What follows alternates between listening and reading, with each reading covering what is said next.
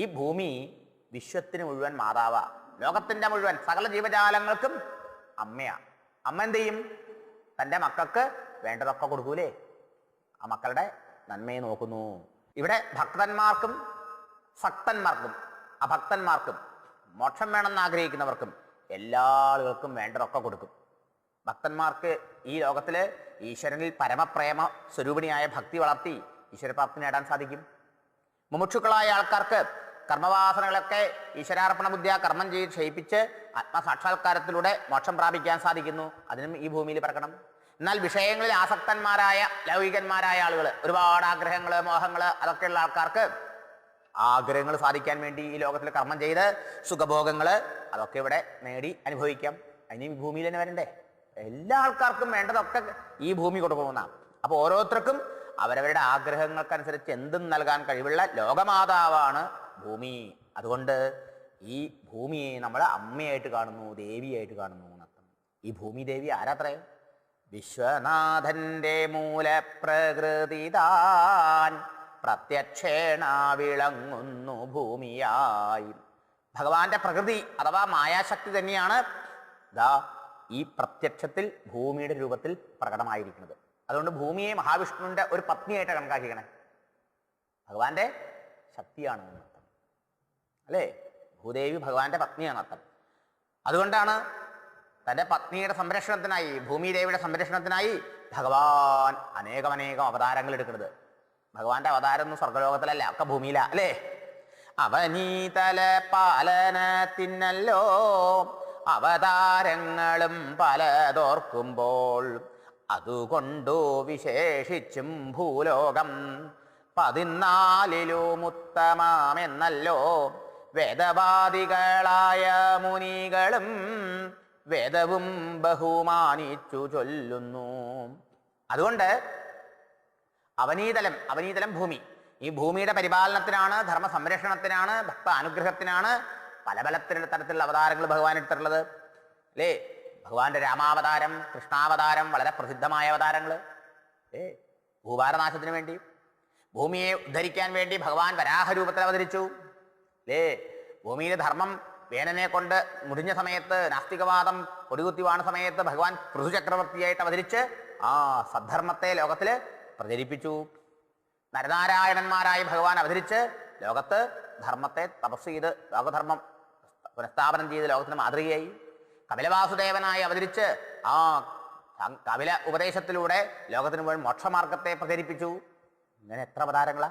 ഇതൊക്കെ എന്തിനു വേണ്ടിയിട്ടാ? ഈ അവതാരങ്ങൾ എന്തിനാ പലതുണ്ടായെന്നുള്ളത് ഓർക്കുമ്പോൾ അതൊക്കെ അവനീതല പാലനത്തിനല്ലോ, ഈ ഭൂമിദേവിയുടെ സംരക്ഷണത്തിനാണ്, അനുഗ്രഹത്തിന് വേണ്ടിയിട്ടാണെന്ന് അർത്ഥം.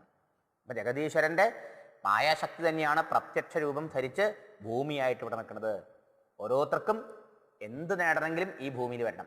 അതുകൊണ്ട് സർവരുടെയും അമ്മയാണ് ഈ ഭൂമി ദേവി. അങ്ങനെയുള്ള ഭൂമി നമ്മളെപ്പോൾ എങ്ങനെ കാണണം?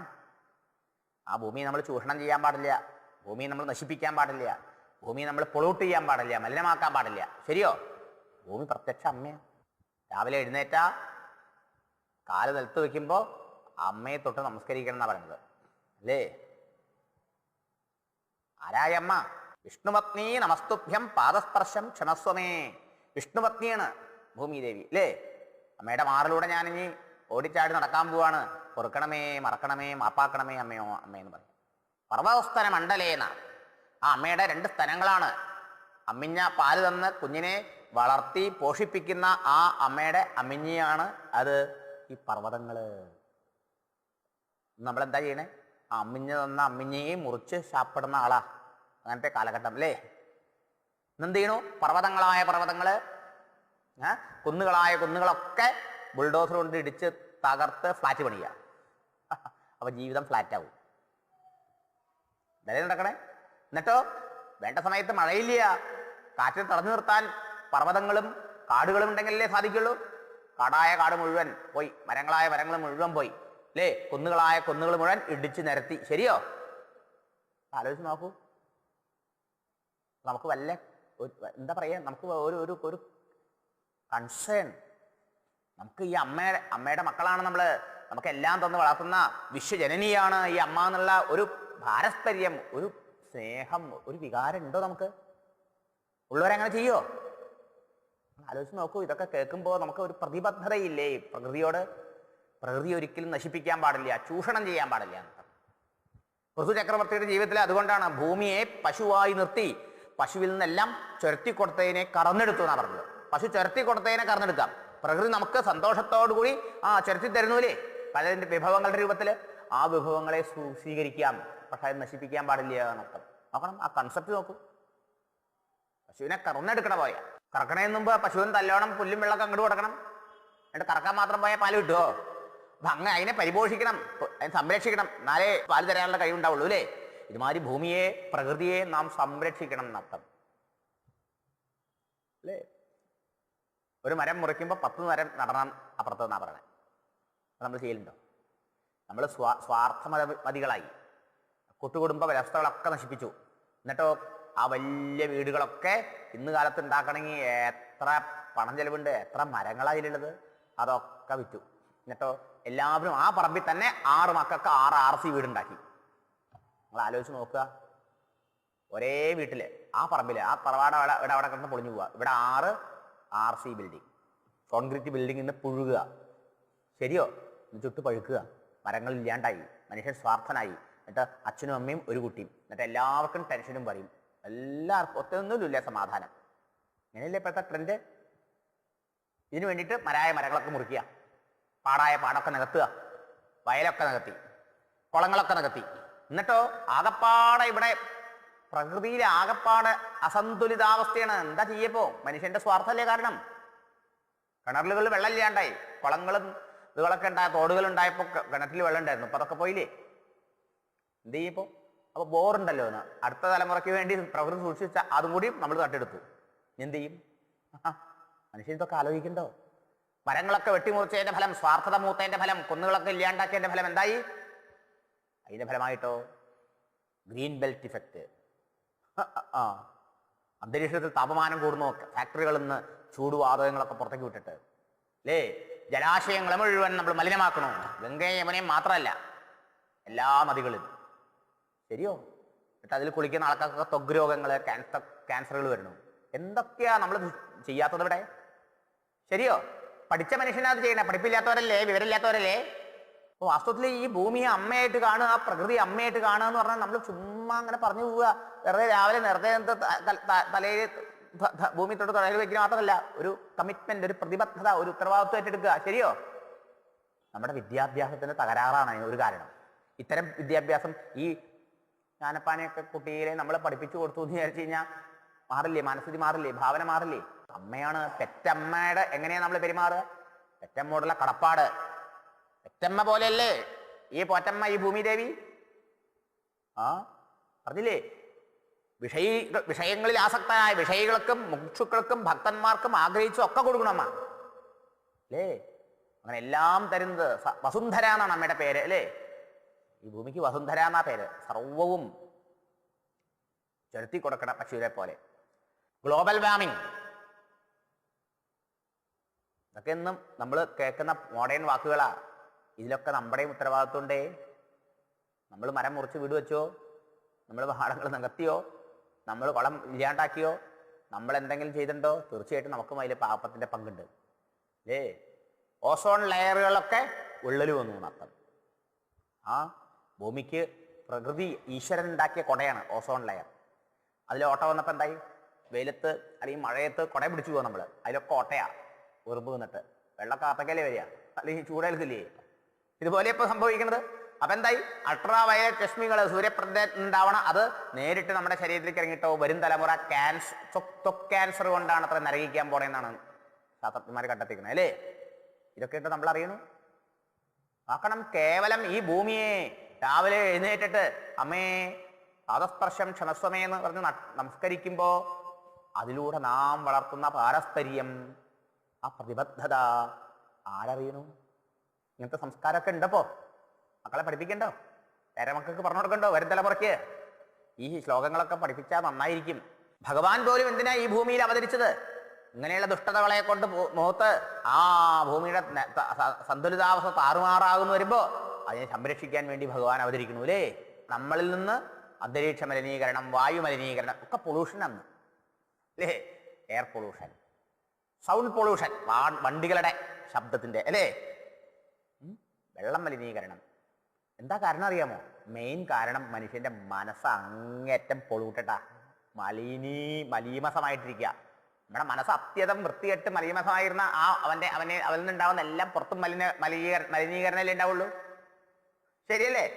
ഈശ്വരഭക്തി കൊണ്ട് മാത്രമേ മനസ്സ് ശുദ്ധീകരിക്കപ്പെടുള്ളൂ.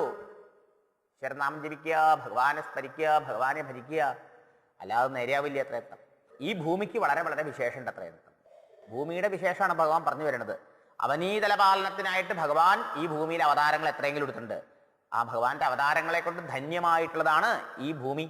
അതുകൊണ്ടു വിശേഷിച്ചും ഭൂലോകം 14 ഉത്തമമല്ലല്ലോ. ബ്രഹ്മാണ്ടത്തിൽ 14 ലോകമാണ്. ഒരു ബ്രഹ്മാണ്ടത്തിലത്തെ കഥയാണ് പറഞ്ഞത്. ഇങ്ങനെ ഒരു ബ്രഹ്മാണ്ടമല്ല, അനന്തകോടി ബ്രഹ്മാണ്ടങ്ങളുണ്ട്. അതിന് മുഴുവൻ നായകനാണ് ഭഗവാൻ. അങ്ങനെയല്ലേ നമ്മൾ ശരണം വിളിക്കുമ്പോൾ, ശബരിമലയ്ക്ക് പോകുമ്പോൾ ശരണം വിളിക്കുമ്പോൾ പറയാ, അനന്തകോടി ബ്രഹ്മാണ്ട നായകനേ ശരണമയ്യപ്പാന്ന, അല്ലേ? അനേകം ഗാലക്സികൾ കണ്ടെത്തി ശാസ്ത്രജ്ഞന്മാരെ. ഇനി കണ്ടെത്താൻ കിടക്കുന്നത് കണ്ടെത്തിയതിനേക്കാൾ അധികമാണ്. അതൊക്കെ കേൾക്കുമ്പോൾ ഈ ബ്രഹ്മാണ്ട സങ്കല്പമൊക്കെ ശരിയാണ്, പൂർവന്മാർ പറഞ്ഞത് ശരിയാന്ന് തോന്നുന്നില്ലേ? ഒരു ബ്രഹ്മാണ്ടത്തിൽ 14 ലോകം. ഈ 14 ലോകങ്ങളിൽ വെച്ച് അത്യുത്തമമായിട്ടുള്ള ഏതാ? ഈ ഭൂലോകം മാത്രമേ. എന്താ കാരണം? ഈ ഭൂമിയിലാണ് മനുഷ്യന് കർമ്മം ഇല്ലാണ്ടാക്കി ജന്മം അവസാനിപ്പിച്ച് മുക്തി കൈവരിക്കാൻ പറ്റുള്ളൂ. ഈ ഭൂമിയിൽ മനുഷ്യനായി പിറന്നാലാണ് പാപകർമ്മങ്ങൾ ചെയ്ത് ദുരിതം അനുഭവിക്കാൻ പറ്റുള്ളൂ. പുണ്യകർമ്മങ്ങൾ ചെയ്ത് സ്വർഗാദികൾ ലോകം മറ്റ് 13 ലോകങ്ങളിലും പോകാൻ പറ്റുള്ളൂ. എല്ലാം കൊണ്ടും വിശിഷ്ടം ഈ ഭൂമി. മാത്രമല്ല ഭാഗവതം പറയണു, സ്വർഗിണോപി ഏതം ഇച്ഛന്തി. സ്വർഗത്തിലുള്ള ആൾക്കാർ പോലും ഈ ഭൂലോകത്ത് വന്ന് പിറക്കാൻ ആഗ്രഹിക്കുന്നു. ലോകം നിരയിണസ്തഥ. നരകവാസികളും സ്വർഗത്തിലുള്ളവരും സുഹൃതികളും നരകത്തിലുള്ള പാപികളും മനുഷ്യജന്മം ഭൂമിയിൽ കിട്ടാനാണ് അത്രേ മോഹിക്കുന്നത്. എന്താ കാരണം? സാധകം ജ്ഞാനഭക്തിഭ്യാം ഉഭയം തഥാധകം. ജ്ഞാനമോ ഭക്തിയോ സമ്പാദിക്കാനുള്ള അനുഷ്ഠാനങ്ങൾക്ക് സ്വാതന്ത്ര്യം ആ 2 ലോകത്തിലും ഇല്ല, ഈ ഭൂമിയിലാണുള്ളത്. എന്നതുകൊണ്ട് ഈ ഭൂമിയിൽ പിറക്കാൻ വേണ്ടി ദേവന്മാരും നരകവാസികൾ പോലും കൊതിക്കുന്നു അത്രേ. വേദവാദികളായ മുനികളും വേദങ്ങളും ശാസ്ത്രങ്ങളും ഒക്കെ ഈ ഭൂമിയുടെ മാഹാത്മ്യം വർണ്ണിക്കുന്നുണ്ട്. ഭാഗവതത്തിൽ എത്രയോ വർണ്ണിച്ചിട്ടുണ്ട്. പുരാണങ്ങളിലൊക്കെ കാണാം. വേദവ്യാസ മഹർഷി, ശുകബ്രഹ്മർഷി, നാരദ മഹർഷി, അറിവുള്ള മഹർഷിമാരൊക്കെ ഈ ഭൂമിയുടെ മാഹാത്മ്യത്തില്, ഭൂമിയിൽ മനുഷ്യനായി ജനിച്ചാലുള്ള ഭാഗ്യത്തെക്കുറിച്ചിട്ട് എത്രയെത്രയാ പറയണത്.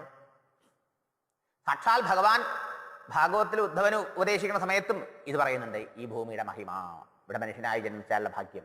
ഭൂമിയിൽ മനുഷ്യനായി ജനിക്കാച്ച എത്രയോ ജന്മ സുഹൃതം കൊണ്ടാണ് ഉണ്ടാവണമെന്നാണ്. ഇനി 14 ലോകങ്ങളിൽ വെച്ച് ഈ ഭൂമിയാണ് വളരെ വളരെ ശ്രേഷ്ഠമായിട്ടുള്ളത്, കേമമായിട്ടുള്ളത്. ഇനി ഭൂമിയിൽ തന്നെയോ? ഭൂമിയിൽ തന്നെ 7 വൻകരകളുണ്ട്. ഇന്ന് 7 വൻകരകളാണ്, അല്ലേ? പണ്ടാണെങ്കിലോ 7 ദ്വീപുകൾ എന്നാണ് ഇതിന് പറഞ്ഞിരുന്നത്. ലവണാംബുദി മധ്യേ വിളങ്ങുന്ന ജംബൂദ്വീപോരു യോജനാലക്ഷവും സപ്തദ്വീപുകളുണ്ടതിലെത്രയും ഉത്തമമെന്നു വാഴ്ത്തുന്നു പിന്നെയും. കൃഷ്ണ കൃഷ്ണ മുകുന്ദ ജനാർദ്ദന കൃഷ്ണ ഗോവിന്ദ നാരായണ ഹരേ അച്യുതാനന്ദ ഗോവിന്ദ മാധവ സച്ചിദാനന്ദ നാരായണ ഹരേ. ഉപ്പു സമുദ്രത്താൽ ചുറ്റപ്പെടുന്ന ദ്വീപിന്റെ പേരാണ് ഏത്? ജംബൂദ്വീപ് എന്ന്.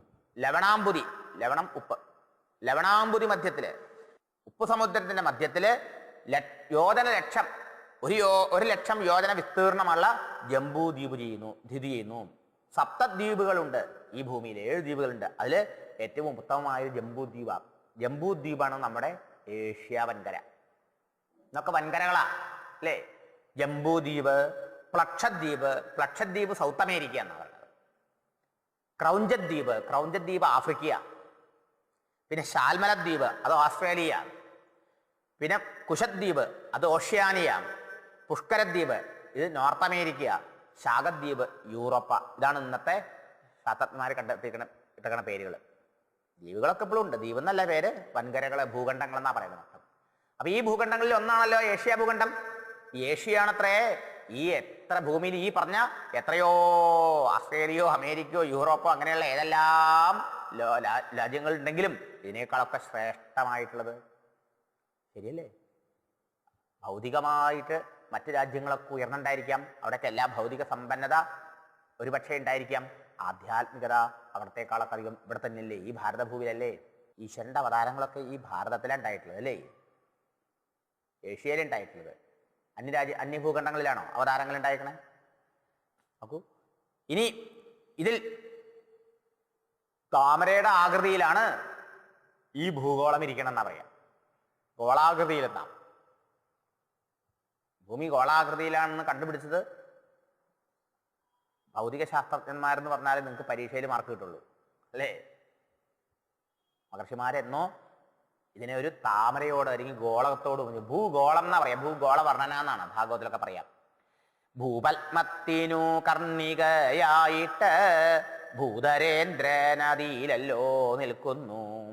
ഇതിലൊമ്പതു ഖണ്ഡങ്ങളുണ്ടല്ലോ, അതിലുത്തമം ഭാരത ഭൂതലം. സമ്മതരായ മാമുനി ശ്രേഷ്ഠന്മാർ കർമ്മക്ഷേത്രമെന്നല്ലോ പറയുന്നു. മൊത്തത്തിൽ 14 ലോകങ്ങൾ വെച്ച് ഭൂലോകം അതിശ്രേഷ്ഠം എന്ന് പറഞ്ഞു. കാരണം ഈ ഭൂമിയിലാണ് ഭഗവാന്റെ അവതാരങ്ങൾ. ഭൂമി വിശ്വജനനിയാണ്. എല്ലാവർക്കും വേണ്ട എല്ലാ അഭിഷ്ടങ്ങളും കൊടുക്കുന്നത് ഈ ഭൂമി ദേവിയാണ്. അതിൽ തന്നെ ആ ഭൂമിയിൽ തന്നെ 7 ഭൂഖണ്ഡങ്ങളുണ്ട്.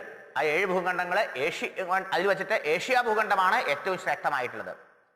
ഇതില് ഈ ഭൂമിയെ ഒരു താമരയായിട്ട് ഭൂമിക്കുകയാണെങ്കിൽ ഭൂപത്മത്തിന്, പത്മം താമര, ഭൂമിയാകുന്ന താമരയ്ക്ക് കർണികയായിട്ട്, താമരയുടെ കർണികയില്ലേ തടുല കേസരങ്ങള്, ഇതുപോലെ മൊത്തത്തിൽ ഭൂലോകം ഒരു താമരയോട് ഭൂമിക്കുകയാണെങ്കിൽ അതിന്റെ കർണികാ പ്രദേശത്താണ് ഭൂധരേന്ദ്രൻ, ഈ ഭൂമിയെ ധരിച്ചു കൊണ്ടിരിക്കുന്ന ആ ശ്രേഷ്ഠമായിട്ടുള്ളതായ പർവ്വതം, മഹാമേരു പർവ്വതം, സുമേരു പർവ്വതം ഒക്കെ പറയുന്ന പർവ്വതമുള്ള പ്രയത്നം.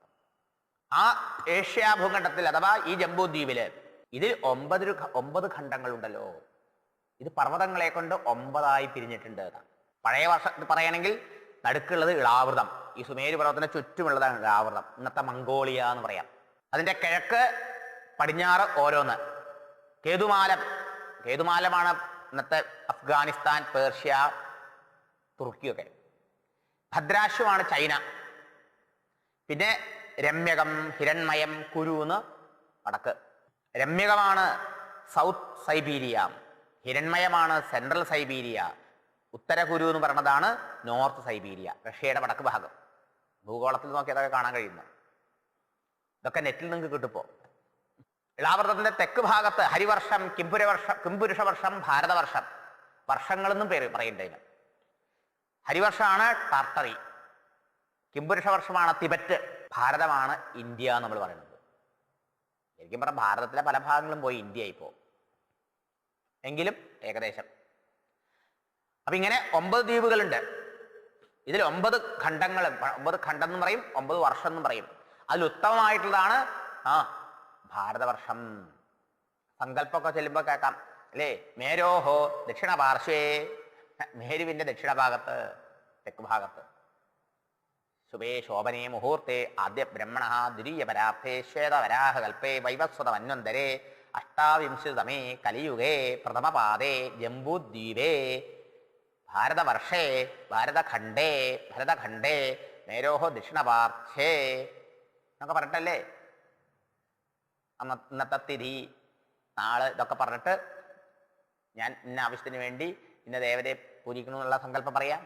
അതെ, ശുഭേ ശോഭനേ മുഹൂർത്തേ, ഇന്നത്തെ ഈ ശുഭതിഥൗ അസ്മാകം ഉപാത്ത സമസ്ത ദുരിതക്ഷയദ്വാര ഭക്തിജ്ഞാന വൈരാഗ്യ സിദ്ധ്യർത്ഥം, അങ്ങനെ പറയണ ഒരു കുറവാ. ഐശ്വര്യപ്രാപ്ത്യർത്ഥം സർവ ഐശ്വര്യ വിജയ ആയുരാരോഗ്യ, ഇങ്ങനെയൊക്കെ ഒരുപാട് പണ്ഡിറ്റ്ജിമാര് നമുക്ക് പറഞ്ഞു തരും അല്ലേ. അങ്ങനെയൊക്കെ പറഞ്ഞിട്ട് അവസാനം അതൊക്കെ സിദ്ധ്യർത്ഥം, ഇതൊക്കെ കിട്ടാൻ വേണ്ടി ശ്രീ മഹാവിഷ്ണു പൂജാം കരീഷ്യേ, അല്ലെങ്കിൽ ശ്രീ പരമേശ്വര പൂജാം കരീഷ്യേ, പരമേശ്വര പൂജ ചെയ്യാം. അവിടെ ഇതൊക്കെ പറയുന്നുണ്ട്. ഇതൊക്കെ ചെയ്ത് ശീലമുള്ള ആൾക്കാർക്ക് ഇതൊക്കെ പരിചയം ഉണ്ടാവും, അവർക്കിതൊക്കെ അറിയാം. അപ്പൊ ഈ 9 പ്രദേശങ്ങളിൽ വെച്ചിട്ട് 9 വർഷങ്ങളിൽ വെച്ചിട്ട് ഭൂമിയിലെ 9 വർഷം, അതിൽ തന്നെ ഏറ്റവും ശ്രേഷ്ഠമായിട്ടുള്ളതാണ് ഭാരതവർഷം, ഭാരതഭൂമി. അറിവുള്ളതായ മാമുനിമാര്, ഋഷിമാര് ഈ ഭാരതത്തിന് കർമ്മക്ഷേത്രം എന്നാണ് പറയുന്നത്. മറ്റു ലോകങ്ങളിൽ എത്തിച്ചേരാനുള്ള കർമ്മം സമ്പാദിക്കേണ്ടത് ഈ ഭാരതത്തിൽ നിന്ന് അത്രയും നഷ്ടം. ബ്രഹ്മാവിന്റെ ലോകത്തിലെത്താനുള്ള കർമ്മം പോലും ഈ ഭൂമിയിൽ ഈ ഭാരതത്തിൽ വന്ന് കർമ്മം ചെയ്തിട്ടാണ് അവിടേക്കൊക്കെ പോണേന്നാ പറയുന്നത് അർത്ഥം. കർമ്മബീജമതീനോ മുളക്കേണ്ടു ബ്രഹ്മലോകത്തിരിക്കുന്നവർകൾക്കും. ഇപ്പൊ ബ്രഹ്മാവായത് എങ്ങനെയാ? ഒരു ജീവൻ ഈ ഭൂമിയിൽ പിറന്നു. ഭൂമിയിൽ എവിടെ പിറന്നു? ഭാരതത്തിൽ പിറന്നു. ഭാരതത്തിൽ മനുഷ്യനായി ജനിച്ച ഒരാളാണ് പുണ്യകർമ്മം ചെയ്ത് വാസനയൊക്കെ ചെയ്ത് ആ ബ്രഹ്മാവിൻ്റെ അവിടെ ഒഴിവ് വരുമ്പോൾ അവിടെ ബ്രഹ്മാവാണത്. ഇന്ദ്രന്റെ ആ പോസ്റ്റിൽ ഒഴിവ് വരുമ്പോൾ ഇന്ദ്രനാവണത്.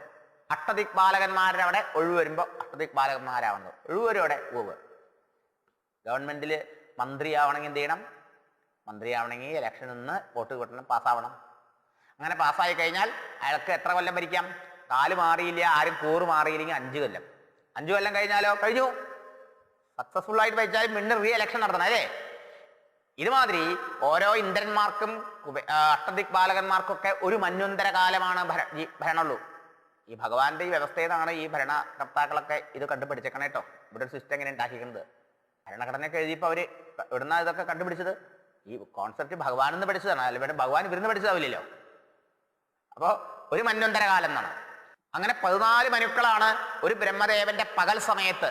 അപ്പോൾ 14 ദേവേന്ദ്രന്മാര് മാറി വരും. 14 ദേവേന്ദ്രൻ ഭഗവാൻ ബ്രഹ്മാവിന്റെ ഒരു പകലില്. അങ്ങനെ ബ്രഹ്മാവിന് 365 പകലാവുമ്പോൾ ഒരു വയസ്സിലപ്പോൾ 14 × 365 ഇന്ദ്രന്മാര്, യമന്മാര്, കുബേരന്മാര്, വരുണന്മാര്, ക്യാബിനറ്റ് റാങ്കുള്ള ഇവരൊക്കെ മാറി മാറി വരും. ശരിയോ? ആലോചിച്ച് നോക്കൂ. അപ്പൊ എത്ര കഴിയൂടെ മന്വന്തരങ്ങള്? മനുക്കൾ മാറും, സപ്തർഷികൾ മാറും, ഈശ്വരന്റെ അവതാരം മാറി മാറി ഉണ്ടാവും. ഇങ്ങനെയൊക്കെയാ പറഞ്ഞേക്കണേ. അതിന് ബ്രഹ്മാവിന് അങ്ങനെ 100 വയസ്സ് കഴിഞ്ഞാൽ ബ്രഹ്മാവ് കഴിഞ്ഞു. പിന്നെ അടുത്ത കൽപ്പത്തിൽ വേറെ ആരെങ്കിലും ബ്രഹ്മാവ്. അങ്ങനെയാ. നോക്കൂ, ഇതാണ്. അപ്പൊ കർമ്മബീജം അതീന്ന് മുളയ്ക്കേണ്ടു ബ്രഹ്മലോകത്തിരിക്കുന്നവർക്കും ബ്രഹ്മലോകത്തെത്തിയ ജീവന്മാർക്കും ഈ ഭാരതഭൂമിയില് കർമ്മം ചെയ്ത് നേടിയ കർമ്മഫലം അനുഭവിക്കാൻ കർമ്മവാസനകൾക്കനുസരിച്ചിട്ടാണ് ആ ജീവന്മാരൊക്കെ അവിടെ പോയിരിക്കുന്നത്. ഉത്കൃഷ്ട കർമ്മം ചെയ്തവരാണ് ആ സത്യലോകം വരെയുള്ള ആ ഉയർന്ന ലോകത്തിൽ പോവുക. അല്ലാത്തൊരു സ്വർഗം വരെ പോവുള്ളൂ. കർമ്മത്തിന്റെ ബീജം എന്ന് പറഞ്ഞാൽ വിത്ത്, അത് വാസനയാണ്. കർമ്മബീജം വരട്ടിക്കളഞ്ഞുടൻ ജന്മനാശം വരുത്തേണമെങ്കിലും ഭാരതമായ ഖണ്ഡമൊഴിഞ്ഞുള്ള പാരിലെങ്ങുമെഴുതല്ല നിർണയം. അത്ര മുഖ്യമായുള്ളൊരു ഭാരതം ഈ പ്രദേശമെന്നെല്ലാരും ഓർക്കണം. കർമ്മബീജം വരട്ടണമെങ്കിൽ കർമ്മവാസനകൾ നശിപ്പിക്കണം. ഭക്തി ജ്ഞാനം കൊണ്ട് കർമ്മവാസന ക്ഷയിപ്പിച്ച് മോക്ഷസ്ഥിതി കൈവരിക്കണമെങ്കിലോ വീണ്ടും ഈ ഭാരതഭൂമിയിൽ തന്നെ മനുഷ്യനായി വന്ന് പിറക്കേണ്ടിയിരിക്കുന്നു. മറ്റൊരു ലോകങ്ങളിലും ഇത് സാധ്യമല്ല എന്നർത്ഥം. നോക്കൂ, ഈ ഭൂമിയിൽ തന്നെ ഭാരതം ഒഴിച്ചുള്ള സ്ഥലങ്ങളിലും സാധ്യമല്ല എന്നർത്ഥം. ഇത്ര വിശിഷ്ടമാണ് ഈ ഭാരതവർഷം. അങ്ങനെയുള്ള കാര്യം, ഈ ഭാരതത്തിന്റെ മാഹാത്മ്യം ഇത്രയ്ക്കുണ്ടെന്ന് ഭാരതത്തിൽ മനുഷ്യനായി വന്ന് പിറന്ന നമ്മളൊന്നും മറന്നു പോകാൻ ഇടവരരുത് എന്നാ. മനസ്സിലായോ? ഒരിക്കൽ ഭാരതത്തിൽ മനുഷ്യജന്മം കിട്ടിയാൽ ഇനിയും ജനിക്കാണ്ടിരിക്കാൻ സാധിക്കും ഇവിടെ വിചാരിച്ചാൽ.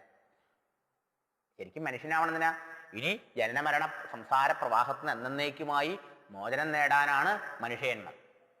അത് ഭാരതത്തിൽ മനുഷ്യജന്മം കിട്ടിയാൽ. അപ്പൊ ഭാരതത്തിൽ മനുഷ്യജന്മം കിട്ടിയവരല്ലേ നമ്മളൊക്കെ. നമ്മളിത് ഓർക്കണേ. നമ്മളെ ഓർമ്മിക്കണമെന്ന് പറയുമ്പോൾ നമ്മൾ പലപ്പോഴും ഓർക്കാറില്ല എന്നല്ലേ കവി സൂചിപ്പിക്കണേ. ശരിയല്ലേ? ഈ നിങ്ങൾ ജനിച്ച നാടിന്റെ മഹത്വം അറിയണ്ടോ? ഈ മനുഷ്യജന്മത്തിന്റെ മാഹാത്മ്യം നിശ്ചയുണ്ടോ എന്നൊക്കെ നമ്മളോട് ചോദിക്കണേ. ഈ സ്ഥലത്തിന്റെ മഹിമ പറഞ്ഞു, ഭാരതഭൂമിയുടെ മഹിമ പറഞ്ഞു. ഇനി കാലമഹിമ പറയാം. ലോകങ്ങളിൽ ഭൂലോകമാണ് ഏറ്റവും ശ്രേഷ്ഠം. ആ ഭൂലോകത്ത് ജംബുദ്വീപ് ഏഷ്യാവൻകരയാണ് ഏറ്റവും ശ്രേഷ്ഠം. ആ ഏഷ്യാഭൂഖണ്ഡത്തിൽ ഏറ്റവും ശ്രേഷ്ഠം ഭാരതം. ഇനി യുഗങ്ങളിലോ? യുഗം 4 നല്ലു കലിയുഗം സുഖമേ തന്നെ മുക്തി വരുത്തുവാൻ. കൃഷ്ണ കൃഷ്ണ മുകുന്ദ ജനാർദ്ദന കൃഷ്ണ ഗോവിന്ദ രാമ എന്നിങ്ങനെ തിരുനാമ സങ്കീർത്തനമെന്നിയേ മറ്റേതുമില്ല യത്നമറിഞ്ഞാലും. നേരത്തെ എളുതായിട്ട് മുക്തി ലഭിപ്പാനായി ചെവി തന്നിതു കേൾക്കിന് എല്ലാവരും നമ്മളോട് കവി പറഞ്ഞു. എളുപ്പത്തിൽ നമുക്ക് ഈ സംസാരത്തിൽ നിന്ന് മുക്തനാവാനുള്ള മാർഗം ഞാൻ പറഞ്ഞു തരാം. അതവിടെ പറഞ്ഞില്ല. എന്നിട്ട് കുറച്ച് കർമ്മത്തിലേക്കൊക്കെ പോയി. എന്തിനാ? ഇത്രയും മനസ്സിലായാലേ ഈ കർമ്മഗതിയുടെ ഗഹനത ഇതിൽ പെട്ടാൽ ഇതിന്ന് പുറത്തു കിടക്കാന്ന് പറഞ്ഞത് എളുപ്പല്ല. ഒരു ജന്മം എടുത്താൽ പിന്നെ ആ ജന്മം പോകുമ്പോഴേക്കും ഒരുപാട് ജന്മങ്ങൾക്കുള്ള കർമ്മബീജത്തെ വിത്തിനെ ഉണ്ടാക്കിയിട്ടേ വാസന ഉണ്ടാക്കിയിട്ടേ പോവുള്ളൂ. അമ്പ എന്ത് ഈ ജന്മം കഴിയുമ്പോഴേക്കും മോക്ഷം ഉണ്ടോ? ഈ ജന്മം കഴിഞ്ഞാൽ മോക്ഷമായില്ല. ഈ ജന്മം അനുഭവിക്കാനെടുത്ത പ്രാരബ്ധ കർമ്മവാസന തീർന്നാൽ ഈ ശരീരം പോകും. പക്ഷേ ഈ ശരീരം പോകുമ്പോഴേക്കും എത്രയോ ജന്മങ്ങൾക്കുള്ള കർമ്മവാസന നമ്മൾ ഉണ്ടാക്കി ഡെപ്പോസിറ്റ് ചെയ്തില്ലേ, അതിനനുസരിച്ച് പുതിയ പ്രാരബ്ധം തയ്യാറായി വരുമല്ലോ. ഇതിന്ന് മോചനം വേണമെങ്കിലോ ഈ ഭാരതത്തിൽ മനുഷ്യനായി പിറക്കണം, ഈശ്വരാർപ്പണ ബുദ്ധിയ കർമ്മം ചെയ്യണം, ഈശ്വരജ്ഞാനം സമ്പാദിക്കണം, സാക്ഷാത്കാരം വേണം. അതുകൊണ്ടേ സാധിക്കുള്ളൂ. ഇതൊക്കെ നമ്മൾ ഓർമ്മിക്കണം എന്നാണ്. അങ്ങനെ മുക്തി ലഭിക്കാനുള്ള എളുപ്പമാർഗം പറഞ്ഞു തരണു. യുഗങ്ങൾ 4 ഉണ്ട്. കൃതം, ത്രേതം, ദ്വാപരം, കലീന്ന് യുഗം 4. ഈ 4 യുഗങ്ങളിൽ വെച്ച് സുഖമേ തന്നെ മുക്തി വരുത്തുവാൻ എളുപ്പത്തിൽ മോക്ഷം കൈവരിക്കാൻ പറ്റിയ യുഗം ഏതാ? അത് കലികാലത്രേ, കലിയുഗത്രേ. അപ്പൊ കലിയുഗത്തിലേ നമ്മൾ പറഞ്ഞേക്കണേ, ഭാരതത്തിലല്ലേ ഒന്ന് പറഞ്ഞേക്കണേ. മോക്ഷം എളുപ്പമാണത്രേ കലിയുഗത്തിൽ പിറന്ന മനുഷ്യർക്ക്. എന്താ എളുപ്പമാർഗം? എളുപ്പത്തിൽ മുക്തി കിട്ടാനുള്ള മാർഗം ഞാൻ പറഞ്ഞു തരാം, ശ്രദ്ധിച്ച് കേൾക്കൂന്ന് പറഞ്ഞില്ലേ? ഇതാണ് ഭഗവത് നാമ സങ്കീർത്തനം ഒന്നുകൊണ്ട് തന്നെ ഈശ്വരഭക്തി വളർത്തി അനായാസേന ചിത്തശുദ്ധി കൈവരിച്ച് ആ ഹൃദയേശ്വരനെ സാക്ഷാത്കരിച്ച് മുക്തരാകാം എന്നുള്ളതാണ് ഈ കലിയുഗത്തിന്റെ മഹിമ. കൃഷ്ണ കൃഷ്ണ മുകുന്ദ ജനാർദ്ദന, കൃഷ്ണ ഗോവിന്ദ നാരായണ ഹരേ, ഇങ്ങനെ എത്രയും ഭഗവാന്റെ തിരുനാമങ്ങൾ ഉണ്ടല്ലേ. ഈ തിരുനാമം ഒന്നുകൊണ്ട് തന്നെ അനായാസേന മുക്തി വരുത്താനായിട്ട് സാധിക്കും എന്നർത്ഥം. അതാണ് നാമത്തിന്റെ മഹിമ. വളരെ പ്രധാനമാണ് ഈ കലികാലത്തിൽ എന്നർത്ഥം. മറ്റു യുഗങ്ങളെ മാതിരിയല്ല ഈ യുഗം. മറ്റു യുഗങ്ങളിൽ എന്താ വേണം? കൃതേധ്യായതോ വിഷ്ണു. കൃതയുഗത്തിൽ തപസ്സും ധ്യാനമൊക്കെ ചെയ്യണം. വളരെ വിഷമല്ലേ? ഹിരണ്യകശിപു, രണ്യാക്ഷൻ, രാവണൻ, കുംഭകർണൻ, ഈവൻ ധ്രുവൻ, ഇവരൊക്കെ വളരെ കാലം തപസ് ചെയ്തു. നമ്മൾ കേട്ടിട്ടുണ്ടോ ഇല്ലയോ? എത്ര കാലം തപസ് ചെയ്തവര്? ഇന്ന് എന്തെങ്കിലും ഒരു തപസ് നമ്മളെ കൊണ്ടാവാൻ പറ്റുമോ? 6 മാസം ആ ധ്രുവൻ തപസ് ചെയ്തൊക്കെ കേട്ടാൽ നമ്മൾ ഞെട്ടിപ്പോവും. വെറും വെള്ളം മാത്രം കുടിച്ചുകൊണ്ട്, വെറും ഇലകൾ മാത്രം കഴിച്ചുകൊണ്ട്, ഇങ്ങനെയൊക്കെ ഇരുന്നത് നമുക്കിന്ന് ഭാവന ചെയ്യാൻ പറ്റുമോ? ഇന്ന് ഏകാദശിയാ, നാളെ ഏകാദശിയാ. നാളെ ഒന്നും കഴിക്കണ്ട കേട്ടോ. നമുക്ക് എത്ര പേര് ഏകാദശി നോക്കാണ്ടാവും? പതിവുള്ള ചോറും കൂട്ടാനൊന്നും വേണ്ട. ഗോതമ്പ് ചോറോ ഗോതമ്പ് കഞ്ഞിയോ ഗോതമ്പ് പായസമോ ഒക്കെ തരാമെന്ന് പറഞ്ഞാൽ തന്നെ ആൾക്കാർ അതുപോലും മാറ്റാൻ തയ്യാറില്ല. അല്ലേ? എന്നാലും ഒരു ഏകാദശി നോക്കാൻ തയ്യാറില്ല. നോക്കണം. വ്രതങ്ങള് ഒരു നേരം ഉണ്ടാ മതി, ഇന്ന് വൈകുന്നേരം ഉണ്ണണ്ട. പല ആൾക്കാർക്കും രാത്രി ഉണ്ടാ തന്നെ തൃപ്തിയാവുള്ളൂ. അത് തൈരൊക്കെ കൂട്ടി തന്നെ വേണം അല്ലേ? പലഹാരം പോലും കഴിച്ചാൽ തൃപ്തിയില്ല. നോക്കണം. ഒരു നേരത്തെ ആഹാരം പോലും മാറ്റിവെക്കാനുള്ള ത്യാഗം ചെയ്യാനുള്ള കഴിവ് നമുക്കില്ലേ? നമ്മൾ എന്ത് തപസ്സ ചെയ്യുക? ശരിയോ? ഇതൊക്കെ പ്രാക്ടിക്കലോടെ പറയണേ. അങ്ങനെ നമ്മൾ ഒന്നും വേണ്ടാന്ന് വെച്ചാലോ അതിന്റെ ധ്യാനം ഉണ്ടാവുക, അതിന്റെ ഈശ്വര ധ്യാനം അല്ല ഉണ്ടാവുക. അത് കാര്യമില്ലല്ലോ. വ്രതാനുഷ്ഠാനമൊക്കെ നടത്തുന്ന ദിവസം ആ ഈശ്വര സ്മരണയ്ക്ക് വേണ്ടിയിട്ടാണല്ലോ. അത് ഇഷ്ടദേവനെ സ്മരിക്കാനാണ് ഷഷ്ഠി വ്രതം.